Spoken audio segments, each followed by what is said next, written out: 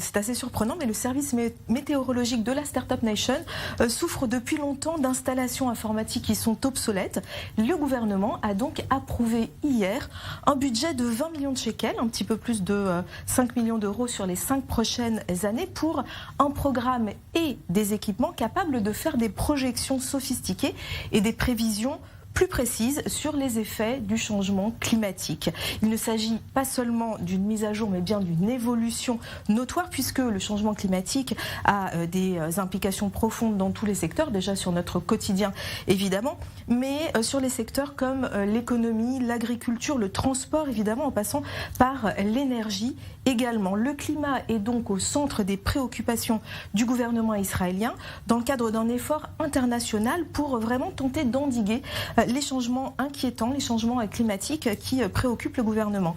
Israël a à peu près la taille du New Jersey, pour donner une petite idée, New Jersey aux États-Unis, et combine quand même une grande variété de topographie, d'altitude et de climat.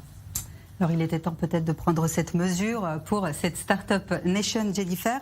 Alors dans l'Hexagone, on connaît Météo France, mais ici on connaît un peu moins le service météorologique israélien. Qu'est-ce que ça représente? Alors on l'appelle l'IMS, le service météorologique israélien, comme vous l'avez dit. Alors il est sous l'égide du ministère des Transports et il est tenu de fonder ses actions et ses décisions à la fois sur la prévention, mais surtout de s'adapter à tous ces changements climatiques.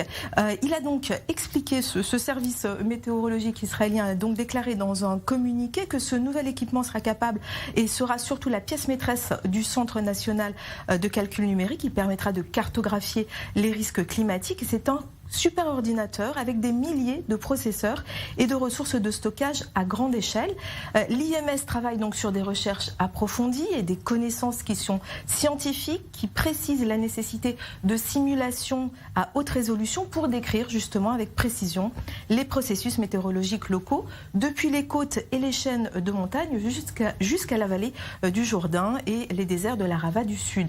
La modélisation à haute résolution permettra donc à Israël et à la région de mieux se protéger et se préparer à ces phénomènes météorologiques extrêmes, puisque le Moyen-Orient, tout comme l'Afrique du Nord d'ailleurs, sont connus pour être des points chauds justement, climatiques, avec des conditions climatiques extrêmes où les températures augmentent plus rapidement que la moyenne mondiale.